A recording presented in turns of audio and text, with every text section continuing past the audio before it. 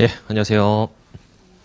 네, 제 이름 최재영 회계사이고요. 저희 이제 재무회계 강의 시작할 거고 이제 수업 본격적으로 하기 전에 OT 잠깐 가지고 수업 시작할게요. 일단은 저희 교재부터 좀 말씀드리면은 김영덕 선생님께서 쓴 중급회계 교재를 쓸 겁니다.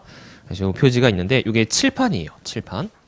근데 만약에 6판 교재를 가지고 계신 분들, 예전에 이제 공부하시면서 6판 교재를 사신 분들이 있으면은 새로 사실 필요 없이 6판 교재에 추록이 올라가 있어요. 그래서 그 추록을 활용하셔서 6판 교재를 공부를 하셔도 됩니다. 물론 좀 불편함이 있긴 하지만 6판 교재를 못 쓰는 건 아니다.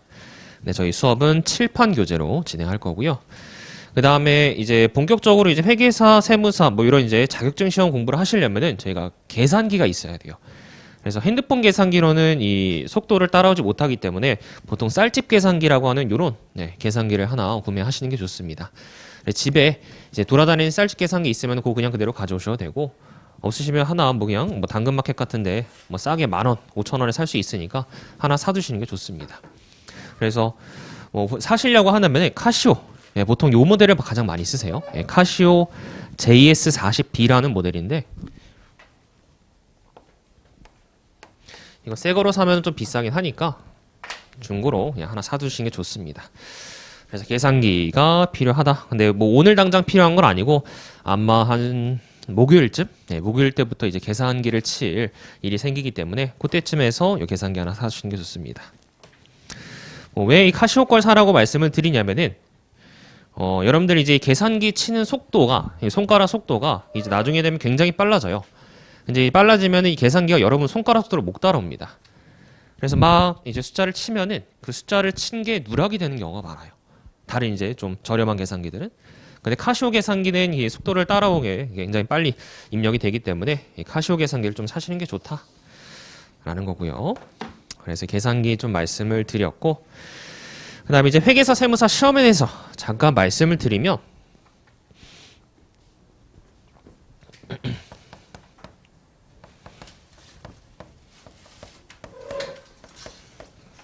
일단 저희 회계사 시험은 이제 2023년도에 시작해서 2024년도까지 해서 저희 목표는 일단 동차합격이죠. 그죠? 2월 달에 1차 시험 보고 6월 달에 이렇게 이제 2차 시험 보시고, 그다음에 세무사 시험은 5월 달, 4월 달이 될지 5월 달이 될지 아직 뭐 이제 결정되지 않았지만 5월 달에 1차 시험 보고 8, 9월 달에 이제 2차 시험을 봅니다. 그래서 저희 이제 커리큘럼이 어느 과정을 진행하는 거냐면, 이제 1차 시험에 대비해서 객관식 시험에 대비해서 객관식 공부를 하는데, 객관식 공부를 하기 위해서는 다시 또 기본 공부를 먼저 하셔야 됩니다. 그래서 기본 이론 내용을 공부하는 과정이 저희 이제 올인원 종합반이라고 생각하시면 돼요. 그리고 기본 이론 종합반이 끝나면은 그 이제 갈라져서 회계사 쪽은 뭐 객관식반, 뭐 세무사 쪽은 뭐 2차 반 이렇게 해서 이제 문제풀이 과정을 겪게 됩니다. 그래서 이제 이 최소 1년 반 동안의 커리큘럼의 처음 시작 지점이라 생각하시면 되기 때문에 너무 막 이제 오늘부터 정말 전력을 다해서 공부해야 되겠다 이런 생각하실 필요 없어요. 1년 반 동안 긴 기간 동안 공부를 하셔야 되기 때문에 좀 힘을 빼시고 여유 있게 하시는 게 좋아요. 그래서 뭐 다이어트 같은 것들도 1년 반 동안 하려면은 이게 굉장히 긴 시간 동안 멘탈 관리를 하면서 하셔야 되잖아요. 그죠? 단순히 오늘부터 당장 이제 뭐 삼시세끼 샐러드 먹겠다 이렇게 해서 1년 못 버팁니다. 잠깐씩 뭐 이제 조금 뭐 치팅데이도 가지고 뭐 치킨도 먹고 이러면서 이 다이어트를 하시는 게 정신 건강에도 몸 건강에도 좋은 것처럼 이 공부도 마찬가지요. 오늘부터 이제 회계사 세무사 준비 시작했으니까 하루 14시간씩 빡세게 하겠다. 이게 안 돼요. 몸이 못 따라갑니다. 그래서 좀 여유 있게 하셔라. 그래서 강의 듣고 한 2-3시간 복습하시고 집에 가서 좀 쉬시다가 뭐 내일 거 한번 예습해볼까? 이런 식으로 해서 가볍게 시작하시는 게 좋다라는 생각입니다. 그래서 앞으로 1년 반 동안, 최소 1년 반 동안 저희가 이제 같이 공부를 하실 거예요. 그리고 1년 동안의 커리큘럼이 이미 다 짜여져 있기 때문에 여러분들은 뭐 믿고 따라오시면 될 겁니다. 1년 동안 시간표가 이미 다 짜여져 있어요. 그러다 보니까 너무 걱정하지 마시고 따라오시면 될 것 같고요. 그 다음에 과목에 대해서 잠깐 말씀을 드리면, 자, 과목. 자, 여기서 맨 처음 시작하는 게 바로 재무회계. 재무회계죠. 그래서 저희가 요 1, 2월 달까지 다루는 게 재무회계, 원가회계, 그다음에 세법, 이렇게 세 가지 과목인데요. 간단히 소개해드리면 재무회계라는 것은 회사가 이제 여러 가지 거래를 하면서 뭐 좀 이따 말씀드리겠지만 주주로부터 투자를 받고 그 투자받은 돈으로 이제 뭐 종업원도 고용하고 물건도 사오고 그래서 물건 만들어서 물건 판매하고 그 돈 가지고 뭐 주주한테 배당도 주고 그다음에 뭐 시설도 확장하고 이런 식으로 해서 여러 가지 거래들을 하는데 그 거래들을 할 때 그 거래에 대한 기록을 하는 학문이 바로 재무회계라 생각하시면 돼요. 그래서 회사가 먹고 살면서 하는 일들을 그냥 가계부 쓰는 거다 이렇게 생각하시면 되겠죠. 반면에 원가관리회계에서는 뭐를 주로 다루느냐? 만드는 물건의 원가가 얼마인지. 그래서 뭐 핸드폰이다, 아니면 계산기다, 아이패드다. 이런 이제 물건을 만들 때 그 물건의 원가가 얼마인지에 특화되어 있는 학문이라고 생각하시면 돼요. 그래서 얘는 계속 그 원가 계산만 합니다. 굉장히 복잡하기 때문에 원가 계산만 하는 학문이고요. 그래서 이 과목은 최경미 선생님께서 가르쳐 주실 거고, 그다음 세 번은 이렇게 해서 열심히 장사해서 벌어든 이익에 대해서 세금을 떼가죠. 그래서 그 세금 떼가는 기준이 무엇인지 그 법을 공부하는 게 바로 세법이다. 그래서 이것을 양소영 선생님께서 진행하실 겁니다. 저는 뭘 가르치느냐? 요 재무회계를 진행하게 되는데 여기 안에 이제 좀 세부적으로 세 가지 과정이 포함되어 있죠. 처음에는 회계 원리, 그 다음에 중급 회계, 그리고 고급 회계. 이렇게 세 가지가 포함되어 있습니다. 그래서 저희 종합반에서는 중급 회계부터 시작하는데 이 회계 원리는 반드시 듣고 오셔야 된다라고 강조를 했었어요. 회계 원리를 안 들으셨으면 중급 회계를 따라가기가 쉽지가 않습니다. 물론 따라갈 수는 있어요. 따라오실 수는 있는데 근데 중간중간에 이 버퍼링이 생겨요. 제가 중급 회계 수업 진행하다가 이거는 회계 원리에서 배우셨죠? 라고 하고 넘어가는 부분이 있을 텐데 그때 뭐였지? 라고 한번 이게 흐름이 뚝 끊기게 되면은 그 다음 수업을 못 따라옵니다. 그래서 회계 원리는 반드시 수강해 주셔야 되는데 근데 이런 것도 안 돼요. 내가 뭐 군대 갔다 오기 전에 학교 교양 수업으로 회계 원리 들었었다. 그래서 그거 가지고 중급 회계 들을 수 있겠다. 이렇게 생각하시면 안 됩니다. 2년 전에 뭐 1년 전에 아니면 6개월 전에 이렇게 회계 원리 들은 건 안 들은 거예요. 왜냐면 어제 먹었던 점심도 잘 기억이 안 나는데 6개월 전에 들었던 회계 원리 기억이 날 리가 없죠. 그래서 회계 원리 안 들으신 분들은 저희 종합반 수험생들한테 무료로 제공이 되고 있으니까 오늘 수업 끝나고 또는 뭐 주말에 별로 강의 많지도 않아요. 6강의가 밖에 안 되기 때문에 빠르게 들어주시는 게 좋습니다. 그래서 반드시 회계 원리 들어주셔야 되고요.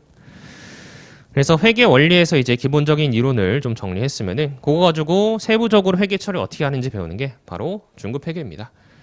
그래서 뭐 예를 들어서 요리법이라고 치면은 뭐 깍둑 썰기, 채 썰기 이런 썰기 같은 방법을 배우는 게 회계 원리고요. 그 다음에 그 방법 가지고 이제 실제로 음식을 만들어 보는 거, 뭐 된장찌개 어떻게 만드는지 이런 것들 만들어 보는 게 중급 회계라 생각하시면 돼요. 근데 고급 회계는 뭐냐? 고급 회계는 중급 회계의 어려운 버전이 고급 회계가 아니라 완전히 다른 내용을 다루는 겁니다. 중급 회계에서는 하나의 회사가 하나의 기업이 회계 처리할 때를 다루는 학문이지만 고급 회계는 그 회사가 2개 이상이 등장합니다. 그래서 마치 뭐가 아니면 된장찌개하고 카레를 어떻게 합칠까? 이런 느낌이라 생각하시면 돼요. 그래서 2개 이상의 회사가 회계처리를 합칠 때 어떤 일이 일어나는지를 다루는 게 바로 고급 회계이기 때문에 완전히 다른 내용을 다룬다 생각하시면 돼요. 그래서 저희가 고급 회계는 중급 회계 끝나고 나서 나중에 진행하게 됩니다. 자, 그래요. 그래서 간단하게 뭐 과목 설명 드리는데 뭐 이렇게 말씀드려서는 잘 모르죠, 그죠? 그냥 뭐 이런 게 있구나 한번 보시면 되겠고요. 여기 중요한 것은 회계 원리다. 회계 원리 잘 들어주셔야 된다. 자, 그 다음에 세 번째 말씀드릴 것은 저희 수업 방식입니다. 자, 수업 방식 또는 수업 내용. 일단 저희 종합반 강의의 목적은 뭐냐면 이론에 대한 이해를 넘어서서 최종적으로 문제풀이를까지 하는 것이 바로 저희 수업의 목적입니다. 단순히 이제 뭐 대학교 교양 수업에서 대학교 전공 수업에서 다루는 것처럼 이론에 대한 이해, 탐구 이게 아니라 그거 가지고 시험 문제 나오는 것을 풀 수 있어야지 저희가 최종적인 목적에 달성하는 거예요. 그래서 마치 뭐가 같다고 생각하시면 되냐면 가장 간단한 예로 여러분들 중고등학교 때 배우셨던 2차 방정식 기억나시죠? 2차 방정식의 근해 공식 기억나시나요? 저도 가물가물하긴 한데 예를 들어서 A의 뭐 이거 Bx 플러스 C는 0이다. 이 녀석에 대한 근해 공식 써보면은 X는 마이너스 맞죠? 네. 플러스 마이너스 b제곱 마이너스 4ac 분의 2ac인가요? 2ac 2. 네. 이것도 못 외워가지고 적어왔습니다. 네. 이렇게 되죠, 그죠? 그래서 이 근해 공식 가지고 여러 가지 이제 응용된 문제들을 풀어 나갑니다. 단순히 숫자 넣어서 푸는 문제, 아니면 역산하는 문제, 뭐 그래프로 푸는 문제, 뭐 판별식 쓰는 문제, 이런 여러 가지 응용 문제들이 나와요. 그래서 저희가 최종적인 문제풀이까지 이제 진행하게 되는데, 일단 요 1, 2, 3월 재무 원가 그리고 세법에서 기본 강의에서 다룬 내용은 뭐냐면 여기까지 다룹니다. 그래서 기본 강의에서는 기본 이론 강의 또는 심화 이론 강의에서는 이렇게 산식에서 근해 공식이 어떻게 도출되는지 그 과정들, 이론들을 다루게 돼요. 엄밀히 따지면 뭐부터 시작하냐면, 자, 야, 얘는 더하기야. 예, 이거부터 시작해요. 얘는 제곱이라는 거야. 예. 그래서 이런 것들 하나하나 세세하게 용어의 정의, 이것들이 의미하는 바가 뭔지, 그래서 그 내용들이 어떻게 결합되어서 어떠한 회계 처리를 해야 되는지 이런 것들을 하나하나 다루는 게 저희 기본 이론 강의에서 하는 것이고, 그 뒤에 문제풀이는 얘는 객관식 강의에서, 네. 객관식 문제풀이 강의에서 진행합니다. 그래서 아직 요 단계를 너무 신경 쓰실 필요 없어요. 처음에 공부하시면서 요 이론 내용 배우시면서 어떻게 하면 문제를 빨리 풀 수 있을까? 어떻게 하면 산식을 다르게 응용할 수 있을까? 이런 것들은 보실 필요 없습니다. 이렇게 세부적인 용어나 아니면 그 과정, 도출 과정 정도만 이해하시면 되지 추가적인 문제풀이에 너무 신경을 쓰시면 안 된다. 그러면은 이 이론에 대한 이해 없이 문제풀이만 계속 하다 보면은 소위 말하는 주화 인마에 빠져요. 내가 문제를 풀고 있는데 이게 어떻게 풀린 거지? 왜 풀리지? 이게 추적이 안 돼요. 그렇기 때문에 이론 이해에 집중하셔야 되고요. 그다음 두 번째 말씀드릴 거 뭐냐면 이렇게 해서 이제 이론 공부를 하시는데 여기서 제가 이렇게 해서 근해 공식이 도출됩니다 라고 말씀드렸을 때 그러면 3차 방정식은 어떻게 되지? 그럼 여기서 4차 방정식은 어떻게 되는지? 이렇게 새길로 세시는 분들이 있어요. 너무 탐구열이 이제 물다운 나머지 제가 가르쳐드린 거 이외의 상황을 갖다 가정해서 추가적인 이론을 자기 혼자 막 이제 정립하려고 하시는 분들이 계세요. 근데 그러시면 당연히 안 돼요. 물론 대학 교수가 되고 싶으시면은 이렇게 하셔도 되지만 여러분들은 결국 시험에 붙는 게 목적이기 때문에 이론 공부는 딱 한정 지어서 제가 가르쳐드리는 거, 이 책에 나와 있는 것만 하셔야 된다. 그래요. 그래서 두 번째는 범위 외의 것들은 공부하시면 안 된다. 이 범위 외의 것들은 제가 수업 시간에 중간중간 계속 쳐내드릴 겁니다.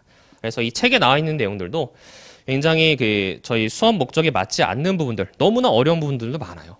그러다 보니까 다 쳐내면서 이런 것들은 보실 필요 없다.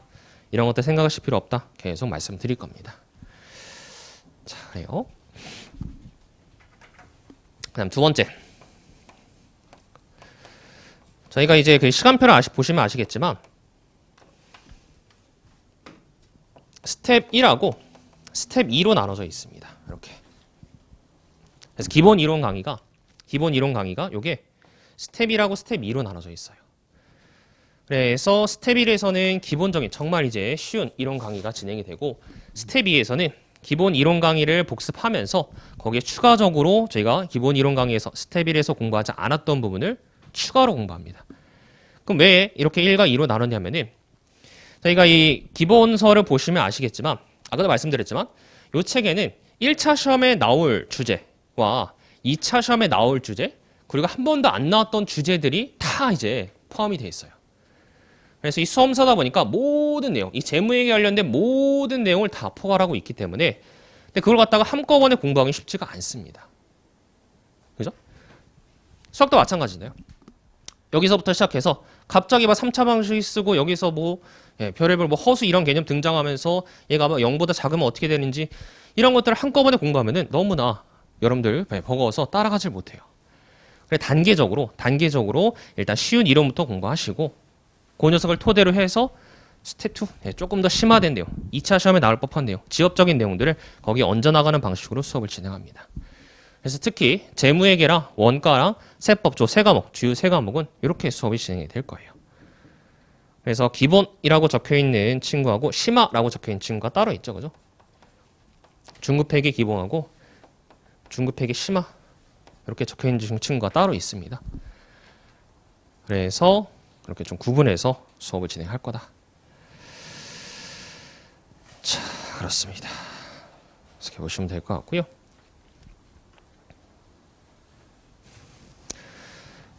자, 그 다음에 자 이제 여러분들의 공부 방법에 대해서 말씀드릴게요.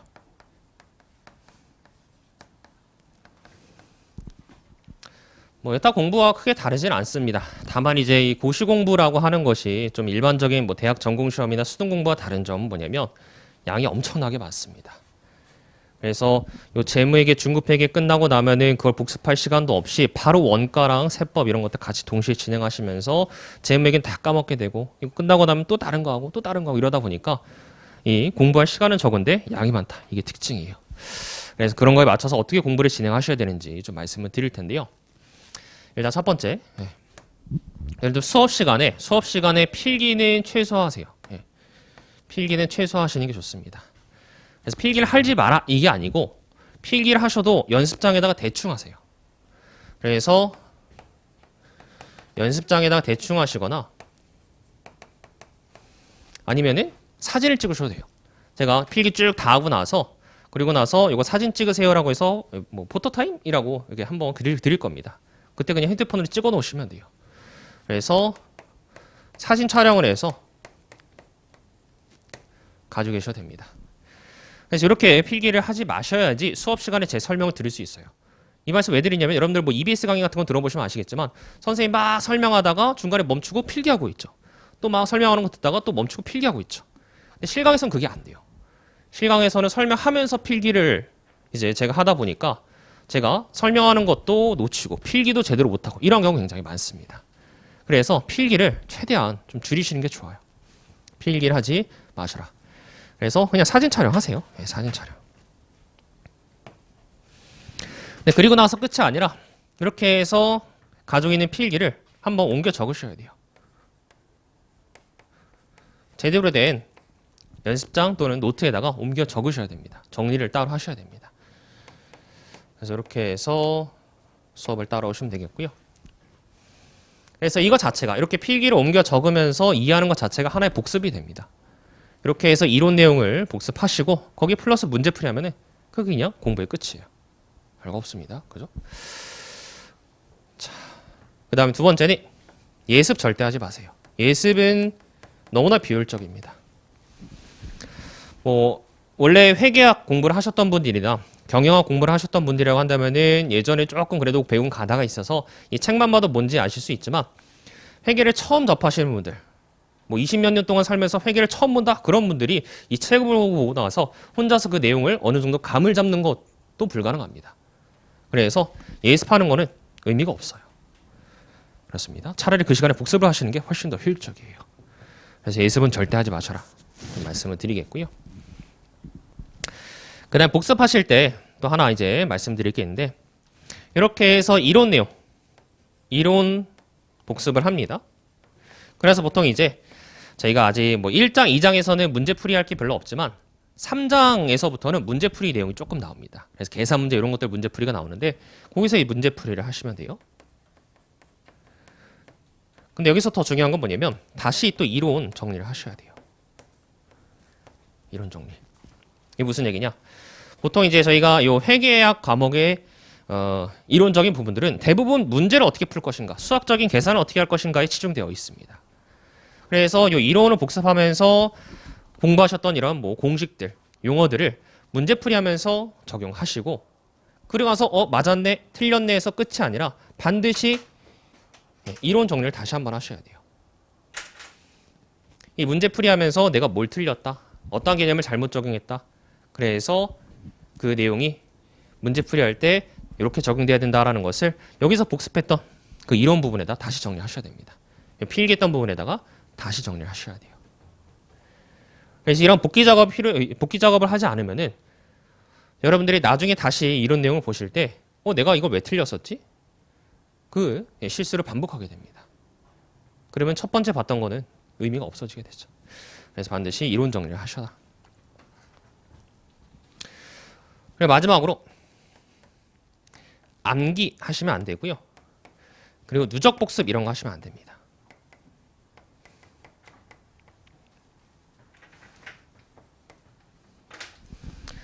암기는 못해요. 지금 뭐 이제 처음 공부하실 때 시작하실 때 이제 하루치 이론적인 내용, 뭐 이틀치 이론적인 내용 이런 것들은 뭐 조금씩 암기하실 수 있지만 나중에 이 양이 쌓여가면은 한 일주일만 지나도 오늘 제가 무슨 내용 수업했는지 하나도 기억이 안 나요. 전혀 기억이 안 납니다. 수업 중간중간에 농담했던 거 이런 것들만 기억이 나지 제가 수업에서 다른 것들은 하나도 기억이 안 나요. 그래서 암기하는 게 의미가 없습니다. 내용이 워낙 많기 때문에 암기하는 게 의미가 없고요. 그럼 암기할 수 있게 누적 복습하면 되지 않느냐? 누적 복습이란 거 뭐냐면 오늘 배웠던 거 오늘 복습하고 내일이면은 오늘 배웠던 것과 내일 배웠던 거 다 복습하고 또 이제 목요일이면은 오늘 내일 목요일까지 공부했던 것도 누적적으로 복습하고 이렇게 해서 계속 끌고 가는 게 누적 복습인데 근데 그 누적 복습을 아무리 한다고 해도 이 수업이 끝날 때쯤 되면은 복습 양이 너무나 많아서 불가능해요. 그냥 훑어보는 게 의미가 없습니다. 그래서 물리적으로 불가능하고 암기도 안 되기 때문에 누적 복습도 하실 필요가 없다. 그래서 누적 복습 얘기 나올 때마다 저는 뭐라고 말씀드리면 헤어진 전 여친이라 생각하시면 돼요. 그냥 어떻게든 뭐 붙잡고 싶어가지고 끌고 가지만 진심을 다해서 공부하실 자신이 없으면 그냥 놓아주는 게 맞습니다. 그래서 원가 공부하시다가 세법 공부하시다가 이제 원가는 세법 끝나면 그때 대해서 다시 이제 돌아오셔가지고 야 그때 미안했다. 내가 다시 제대로 공부할게. 그때 대해서 공부하시면 되는 거지 굳이 막 구질구질하게 끌고 가실 필요 전혀 없다. 불가능합니다. 그래서 이런 것들 간단히 말씀드렸습니다. 자, 그래서 여러분들 처음에 바로 수업 시작하면은 뭐 재무에게 재미도 없는 거 충격이 크실 것이기 때문에 그냥 이런저런 얘기하면서 앞으로 공부 어떻게 하실지 이런 것들 가장 중요한 것은 이제 긴장을 푸시고 건강 관리 잘 하셔라. 여러분들 뭐 제가 수업 중간중간에 말씀을 드리겠지만 이게 좀 긴 공부다 보니까 체력이 굉장히 중요해요. 그 체력이라는 게 뭐 단순히 이제 육체적인 시적 능력 이게 아니라 집중력을 끌고 갈 수 있는 체력이 굉장히 중요합니다. 그러기 위해서는 드시는 것도 잘 드셔야 되고 운동도 좀 하시고 뭐 담배랑 술 이런 것도 좀 줄이시고 끊으시고 이렇게 해서 계속 여러분 몸 관리를 하셔야 돼요. 그렇지 않으면은 나중에 이제 한 여름쯤 되면은 7, 8월 달, 한 겨울 11월 달 이때쯤 되면은 몸이 한 번씩 꺾어집니다. 꺾어진다는 게 몸이 아프고 막 병들고 이게 아니라 수업 시간에 나와 앉아 있는데 이 칠판이 눈에 안 보여요. 그냥 멍 때리고 있어요. 그래서 초점이 이 칠판이 아니라 칠판 뒤에 한 10cm 뒤쪽으로 거기 가서 맞춰져 있습니다. 그러니까 워킹데드처럼 그냥 가만히 이러고 있는 거예요. 그런 이제 뇌가 안 돌아가는 그런 체력이 부족하기 때문에 지금부터 관리를 좀 하셔야 됩니다. 그래서 건강 관리 잘 하시고 뭐 여유 있게 하시면 되겠다. 이거 좀 당부를 드리겠습니다. 그래요. 자, 그래서 본격적으로 이제 수업을 진행해 볼 텐데요. 자, 저희 교재 펴보시면은 일단 차례 들어가는 말에 뭐 이런 것들 나와 있고요.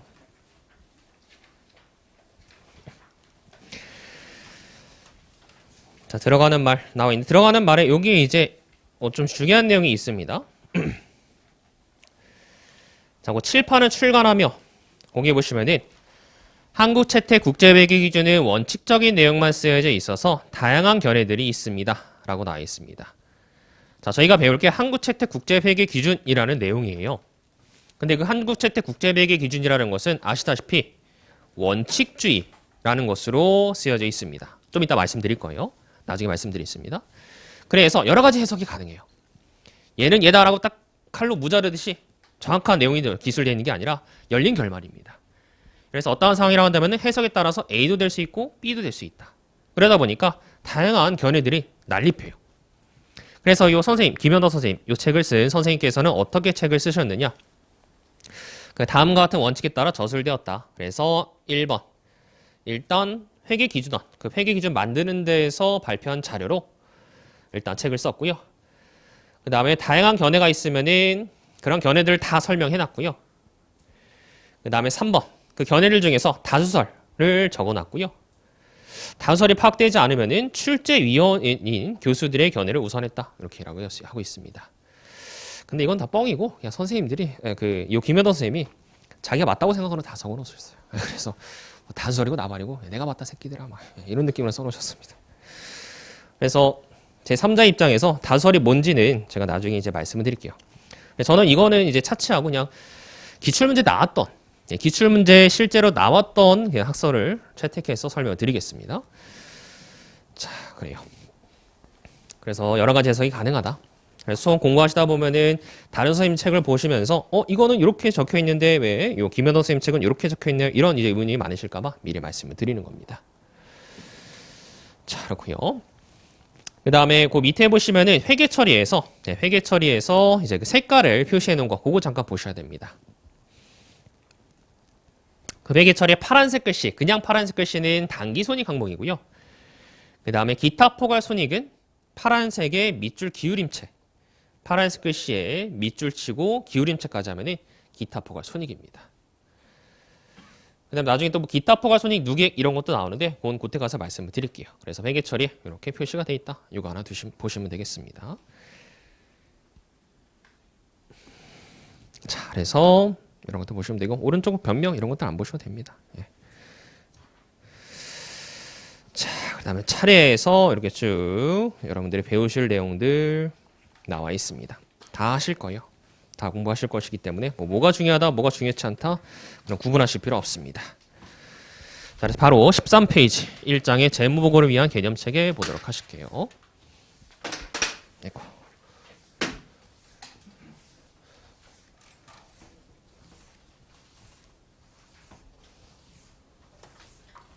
그리고 그거 말씀 안 드렸다. 저희 수업 시간이 이제 오전에 4시간, 오후에 2시간이죠.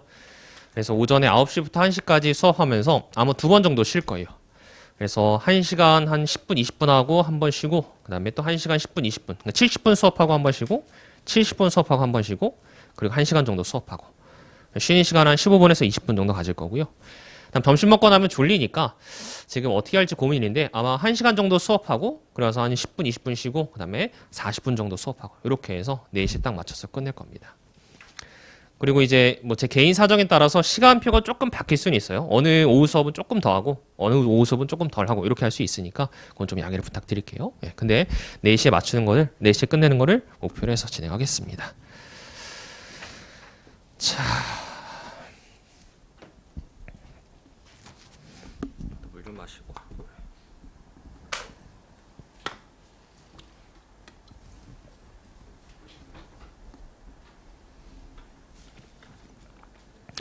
자, 1장의 재무보고를 위한 개념체계 보실게요. 자, 일단 요 1장에 나오는 재무보고를 위한 개념체계 요 단원에서는 계산적인 내용은 거의 없습니다. 99%다 이론적인 부분. 마치 이제 뭐 수능 과목으로 치면 사탐 같은 내용이라고 보시면 돼요. 그래서 이론적인 부분들 쭉 보면서 이가 맞다 틀리다 이런 것들을 구분하는 단원을 생각하시면 돼요. 그래서 그 이론적인 내용이다 보니까 말이 엄청나게 많은데요. 근데 그 안에는 중요치 않은 문장들이 굉장히 많습니다. 시험지에 안 나오는 문장들이 굉장히 많아요. 그래서 골라내서 읽으셔야 되고요. 그 다음에 뭐 뒤에서 말씀드리겠지만 여기 나와 있는 문장들이 영어 원문을 그냥 그대로 번역한 수준입니다. 왜냐하면 이제 국제회계 기준이라는 게 원래 영국에서 만드는데 그 영국에서 만든 것을 우리가 채택하기 위해서는 이 토시 하나 안 틀리고 그대로 의미를 가져야 되기 때문에 거의 그냥 뭐 팝하고 번역기 넣고 돌린 수준이에요. 그러다 보니까 이 번역체가 굉장히 많아서 이해하기가 쉽지가 않습니다. 그래서 뭐 단순히 뭐 A는 B다 라고 얘기하면 되는데 A는 B가 아닐 수 없다. 뭐 이런 식으로 서술이 돼 있어요. 그래서 읽기가 조금 까다로운데 그걸 쉽게 풀어서 이해하시면 됩니다. 그래서 두 가지. 중요치 않은 문장도 많고 그다음에 중요한 문장도 번역체가 많아서 조금 읽기 까다롭다. 자, 그래서 이제 하나하나 보실게요. 1절에 재무회계 기초 나와 있고 자, 1번에 재무보고라고 나와 있는데요.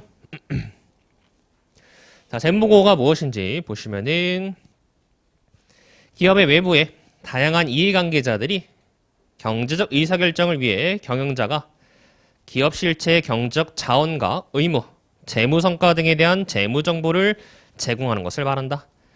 자, 그래서 거기서 일단 경제적 자원, 거기에다가 자산 적어주시고요.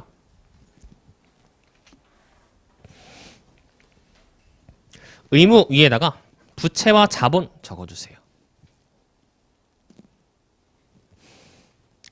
그리고 재무 성과에다가는 수익과 비용 적어주세요.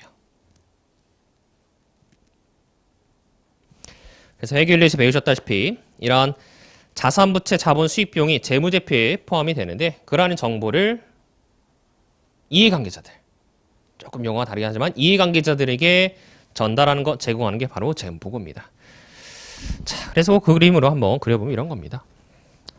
자, 기업이 있어요. 기업이 여러 가지 활동을 합니다. 이거는 적으실 필요 없어요. 그래서 기업이 어떤 활동을 하냐 잠깐 생각해 보시면은, 자, 맨 처음에 주주로부터 투자를 받습니다. 주주, 네, 투자. 그래서 뭐 고용도 하고 투자도 하고 뭐 임차도 하고 이렇게 해서 열심히 장사를 준비해요. 물건 구매도 하고요.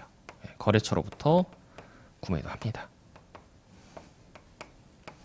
그래서 물건 만들어서 이제 고객한테 판매를 하죠. 이런 판매 같은 거 합니다. 돈을 벌면은 종업원들 월급도 주고 뭐 투자도 더 하고 주주한테 배당도 주고 이런 식으로 해서 이제 먹고 사는 것이죠. 그러다가 이제 돈이 모자라면은 은행으로부터 차입도 하고요. 그래서 회사의 규모를 더 키워서 더 큰 규모로 회사를 운영합니다. 이런 여러 가지 활동을 하게 되는데 이걸 보통 회사의 거래 또는 뭐 활동이라고 하고, 이 활동을 가지고 정보를 생산하죠. 그죠? 정보를 생산합니다. 기록을 해요. 그래서 우리가 이런 일을 해서 돈 이만큼 벌었다, 이만큼 썼다, 그래서 얼마만큼 이익 남았다, 이런 것들을 기록을 합니다. 그 기록한 것을 그대로 가지고 있는 것이 아니라 정보를 필요로 하는 사람들, 이해관계자들이라고 하죠. 뭐 뒤에서 다른 용어로 등장하지만 여기서는 이해관계자로 나왔기 때문에 그렇게 쓸게요. 그래서 이해관계자들에게 전달, 제공하는 과정을 재무보고라고 합니다. 재무보고. 그래서 재무보고라는 용어의 뜻을 잠깐 한번 풀이해보면은, 재라는 것은 재산을 말하고요. 무라는 것은 채무를 말합니다.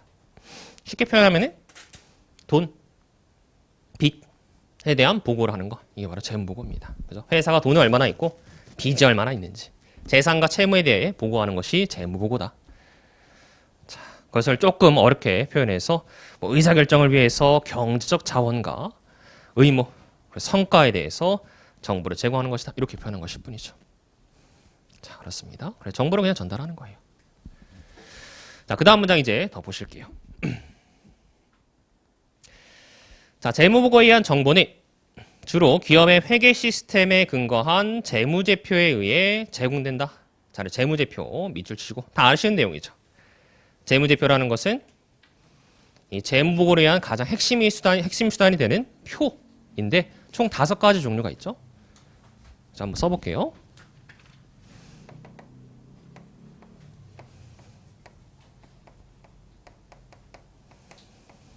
일단 재무제표 용어에 대해서 말씀드리면 이거 다 아시는 내용입니다. 재무제표라는 것은 재산과 채무에 대한 표들, 이 제자는 복수형입니다.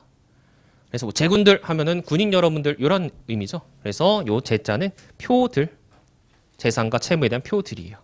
근데 요 표들 안에 표 안에 뭐가 있느냐? 일단 가장 중요한 재무상태표, 그리고 손익계산서, 자본변동표, 현금흐름표, 그리고 주서, 이렇게 5가지 표가 있죠. 이 내용들은 회계 원리에서 다 공부하셨으리라 생각하고 이렇게 그냥 나열만 해보고 넘어가겠습니다. 그래서 표들에다가 관련된 정보를 담아서 정보를 전달하는 게 재무보고다라는 내용을 얘기하고 있습니다. 간단한 내용이죠. 자, 근데 여기서 이제 조금 더 나가서 말씀드릴 내용은 뭐냐면 가로 1번의 일반 목적 재무제표입니다. 일반 목적 재무제표. 저희가 재무제표를 만드는데 이 세상에 존재하는 모든 사람들을 위해서 이 회사의 거래를 기록해서 정보를 전달하는 것은 불가능해요. 왜냐하면 모든 사람들이 다 원하는 정보가 제각각이에요. 어떤 사람은 이런 정보도 원하고 어떤 사람은 저런 정보 원하기 때문에 그 정보를 다 맞춰줄 수가 없습니다. 그래서 외부 이해관계자들이 필요로 하는 정보를 공통적으로 담아놓은 것을 일반 목적 재무제표라고 해서 정보 이용자들에 제공합니다. 그 내용이 이제 밑에 파란색 글씨로 나와요.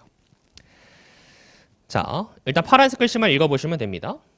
자, 가로 1번의 일반 목적 재무제표의 파란색 글씨. 모든 외부 이해관계자들에게 모두 이용한 정보는 존재하지 않는다. 그 사람들의 정보 요구를 맞춰줄 수가 없습니다. 두 번째 문단 보시면 이렇게 모든 외부 이해관계자들이 공통적으로 요구하는 정보를 제공한다는 점에서 재무보고 수단으로 제공되는 재무제표를 일반 목적 재무제표라고 한다. 그래서 모든 외부 이해관계자들이 공통적으로 요구하는 정보를 제공하는 게 일반 목적 재무제표라고 이름 붙습니다. 그 다음에 거기 모든 외부 이해관계자들, 모든 외부 이해관계자들 그거 묶으시고 이 녀석을 다른 용어로 뭐라고 부르냐면 주요 이용자라고 부릅니다. 그래서 모든 외부 이해관계자들 묶으시고 거기다 주요 이용자라고 쓰신 다음에 22페이지 하나만 적어두세요. 22페이지. 페이지 22. 그래서 그 주요 이용자가 누군지에 대해서 조금 더 자세하게 배울 겁니다.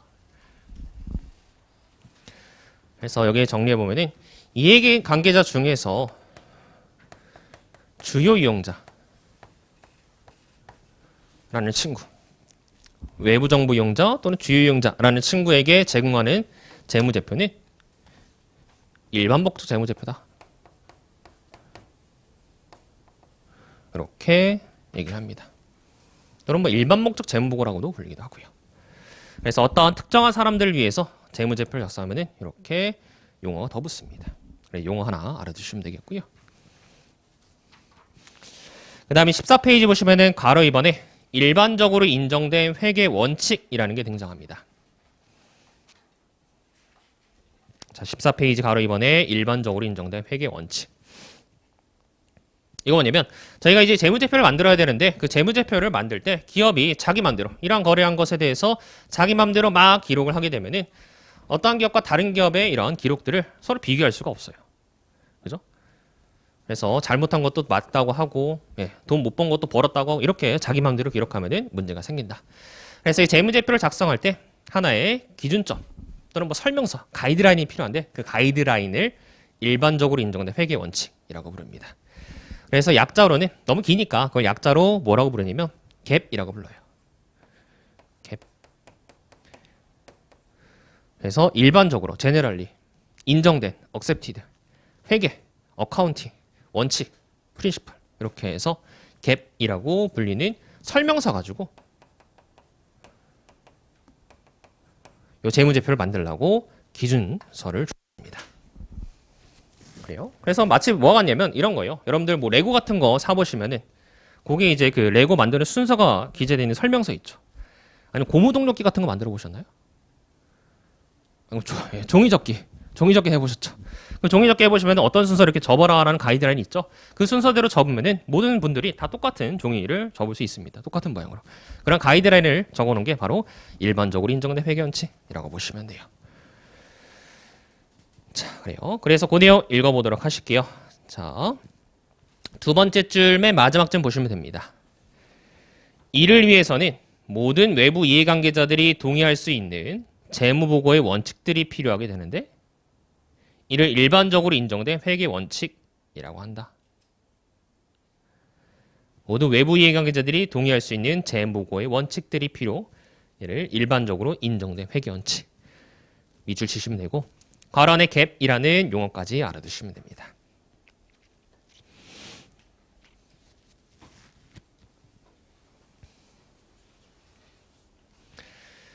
근데 이제 일반적으로 인정된 회계 원칙에서 중요한 개념은 뭐냐면 일반적으로 인정된 요 A, accepted 라는 단어 요게 의외로 좀 중요합니다. 그래서 그냥 뭐 국가에서 야 이거 설명서 이거 써라 라고 지정해 주는 게 아니라 이 사회 전반에 있는 사람들이 인정을 해줘야 돼요. 아 이거 설명서로 쓰는 게 회계 원칙으로 쓰는 게 적당하겠다. 그래서 회계하시는 실무의 분들이나 아니면은 기업 관계자 분들이나 아니면 교수님들이나 이러한 회계 원칙이 적절하게 쓰일 수 있겠다라고 인정을 받는 게 중요합니다. 그래서 그 인정을 받으려면 어떻게 해야 되는지가 밑에 쭉 나와 있습니다. 그냥 간단히 한번 읽어볼게요. 중요치는 않습니다. 자, 두 번째 문단에 보시면은 세 번째 줄. 두 번째 문단의 세 번째 줄. 자, 회계정보의 제공자나 이용자들에게 일반적으로 수용되고 있는지 여부에 따라 평가된다. 그게 무슨 얘기냐? 회계정보의 제공자, 그러니까 회계하는 사람들 또는 회계를 이용하는 사람들에게 수용을 받는 것이다. 그런 게 인정받았다고 보는 겁니다. 그 다음에 다음 문단도 보시면은 일반적으로 인정된 회계원칙은 다수의 전문가들에 의해서 실질적이고 권위 있는 지지를 받는 회계원칙을 의미한다. 그래서 이런 전문가들이라고 하면은 교수님이 생각하시면 돼요. 그 교수님들에 의해서 지지를 받아야 또 인정받는다. 뭐 이런 얘기를 하고 있습니다. 그래서 회계를 이용하는 사람들에게 수용되고 교수님들이 지지하고 이러면은 인정된 회계원칙이 된다. 뭐 이런 얘기를 하고 있는 겁니다. 별 얘기 아니죠, 그죠? 네, 가라 3번의 정치적인 과정, 이건 모르셔도 돼요. 네, 정치적인 과정. 이거는 이제 뭐 요 회계원칙을 제정할 때 의견을 낼 수 있다 이런 내용인데 크게 중요치 않습니다. 세모 쳐놓으시면 되겠고요. 넘어가실게요.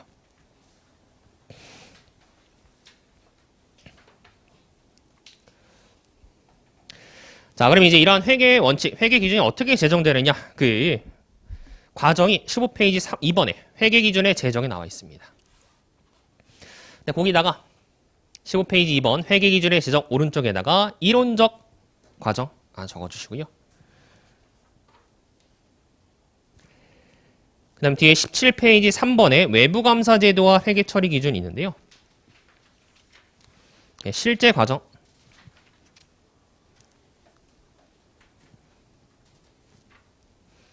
그래서 이론적으로는 이렇게 제정할 수 있다라고 얘기를 하는데 우리나라에서는 실제로 그 17페이지에 나와 있는 것처럼 제정을 합니다. 이거 말씀을 드릴게요.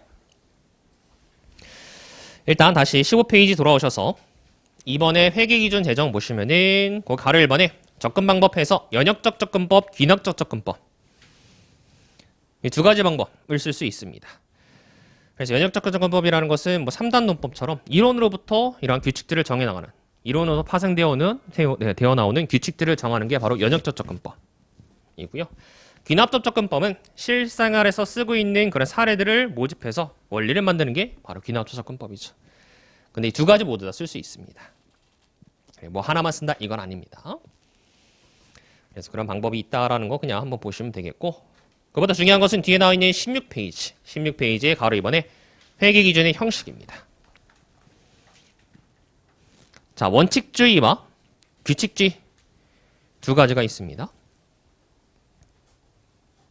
원칙주의라는 것은 원칙적인 내용만을 규정하는 거예요. 그래서 그 두 번째 줄 보시면은 원칙주의에 따른 회계 기준에는 원칙적인 내용만을 규정한다. 이와 비교해서 규칙주의 두 번째 가로 2번에 나와 있는 규칙주의 그 녀석은 회계 기준이 모든 상황에 대해서 규정하고 있다. 모든 상황의 규정. 그래서 비교를 해서 말씀드리면 원칙주의라는 건 이런 거죠. 여러분들이 저한테 자격증 시험 붙으려면 어떻게 해야 될까요? 그래서 회계사 세무사 시험 붙으려면 어떻게 될까라고 여쭤봤을 때 원칙주의에 따른 답변은 잘 하시면 돼요. 네, 열심히 하세요. 이게 답니다. 이게 원칙주의예요. 근데 규칙주의에 따른 답변은 그게 아니라 시시콜콜하게 하나하나 모든 상황에 대해서 다 말씀을 드리는 겁니다. 그래서 아침 7시 반에 일어나서 아침 식사 꼭 하고 오셔가지고 자리에는 8시까지 앉으셔서 그래서 8시부터 오늘 이제 수업할 거 예습하든지 복습을 하시고 나서 뭐 쪽지 시험도 좀 보시고 그리고 나서 이제 오전 수업 들으실 때 절대 조시면 안 돼요. 쉬는 시간에 졸지 마시고 복습하세요. 그리고 나서 이제 뭐 점심 먹고 나서 좀 잠깐 주무시다가 점심시간도 1시간 동안 해서 점심 먹는데 다 쓰는 게 아니라 한 10분 정도만 빠르게 드시고 10분 이빨 닦고 바로 자리에 앉아서 주무세요. 그리고 나서 2시부터 4시까지 또 주시면 안 되고 4시부터 7시까지 오후 복습하신 다음에 저녁 식사하시고 복습 못했으면 또 저녁 때, 밤 때 또 하세요. 이렇게 해서 하나하나 시시콜콜하게 다 이렇게 하라는 게 아닙니다. 이렇게 하시면 이제 힘들고 이렇게 해서 하나하나 다 세세하게 그 시간 단위 쪼개서 어떻게 하라라고 말씀드리는 게 규칙주의의 느낌이라 생각하시면 돼요. 그죠? 그래서 이렇게 두 가지가 있는데 근데 뒤에서 말씀드릴 IFRS라는 국제회계 기준에서는 이 원칙주의를 따릅니다. 원칙주의. 그래서 원칙주의 오른쪽에다가 IFRS 하나 적어 놓으세요. IFRS.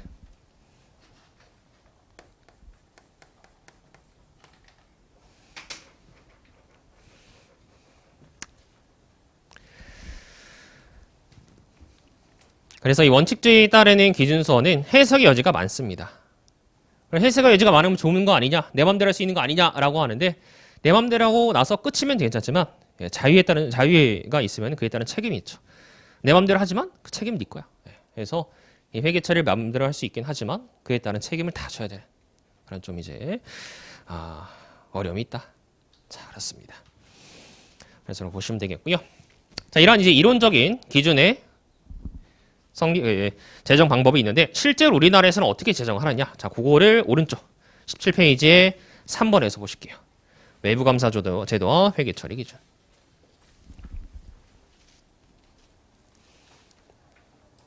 일단 가로 2번에 보시면은 가로 2번부터 보실게요. 가로 2번의 첫 번째 줄 검은색 글씨 보시면 주식회사 등의 외부감사에 관한 법률에서는 회계 처리 기준을 금융위원회가 증권선물위원회의 심의를 거쳐서 정하도록 하고 있다. 그래서 금융위원회라는 게 등장합니다. 금융위원회가 권한을 가지고 있어요. 근데 그 금융위의 권한을 누가 부여하냐면 누가 사람이 부여하는 게 아니라 그 바로 앞에 있는 주식회사 등의 외부감사에 관한 법률, 법에서 부여합니다. 그래서 그걸 외감법이라고 해요. 외감법에서 야 너네가 이거 제정해봐라. 그래서 금융위한테 권한을 줍니다. 요거 요 설명서 만들어봐라. 그럼 금융위원회에서 그 설명서를 직접 만드느냐? 그게 아니죠. 뭐 사장님한테 어떠한 권한을 줘도 그 사장님이 직접 뭔가를 만드는 게 아닙니다. 밑에 김대리 시키죠. 그죠? 팀장 시키고 김대리 시키고 김대리 또 회계사나 세무사한테 시키죠. 그죠?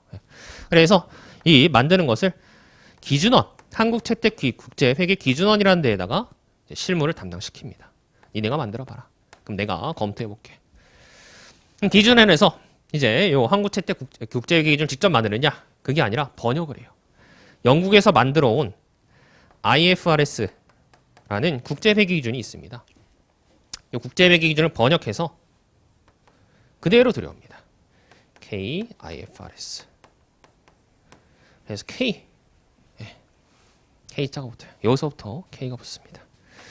그래서 이렇게 번역한 것을 우리나라에서는 일반적으로 인정된 회계 원칙으로 씁니다. 이렇게. 그래서 그러면은 요 일반적으로 인정된 회계 원칙 개파고 요 한국채택국제회계기준 KIFRS 하고 어떻게 차이가 있느냐? 이런 거예요. 너 핸드폰 못 쓰니? 난 아이폰 써. 너 핸드폰 못 쓰니? 난 갤럭시 써. 이런 식으로 이 일반적으로 인정된 회계 원칙은 여러 가지 기준들을 쓸 수 있는데 그 중에서 우리는 이 한국채택국제회계 기준을 선택한 겁니다. 그래서 제가 일반 명사고 고유명사라 생각하시면 돼요. 자동차 못하니? 소나타 타, 그랜저 타 이런 느낌으로 생각하시면 돼요. 그래서 우리나라에서는 일반적으로 인정된 회계 원칙을 한국채택국제회계 기준으로 쓴다. 이렇게 생각하시면 됩니다. 자, 그렇습니다. 근데 뭐 얘네들은 시험 문제 안 나와요. 이쪽은 시험 문제 안 나옵니다. 그냥 이런 것들 상식으로 알아두시면 돼요. 자, 그렇습니다. 그래서 그냥 뭐 기구 이름만 밑줄 쳐볼까요? 중요치는 않지만 첫 번째 줄 파란색 글씨에 금융위원회 밑줄 치시고요. 그 다음에 두 번째 문단의 세 번째 줄에 한국회계기준원 밑줄 치시고요. 그래서 회계기준원에서 만든다. 그래서 회계기준원에서 어떻게 만드느냐? 자, 그 밑에 내용은 안 보셔도 되고요. 뒤로 넘어가셔서 18페이지. 국제회계기준의 도입. 그래서 한국채택국제회계기준 KIFRS라는 것을 제정해서 쓰고 있다. 자, 그렇습니다.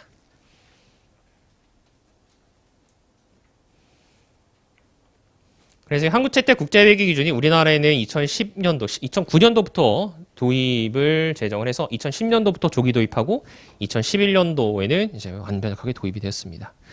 이것도 히스토리가 있는데 원래 이게 처음에 IMF 때부터 도입되기를 시작했었어요.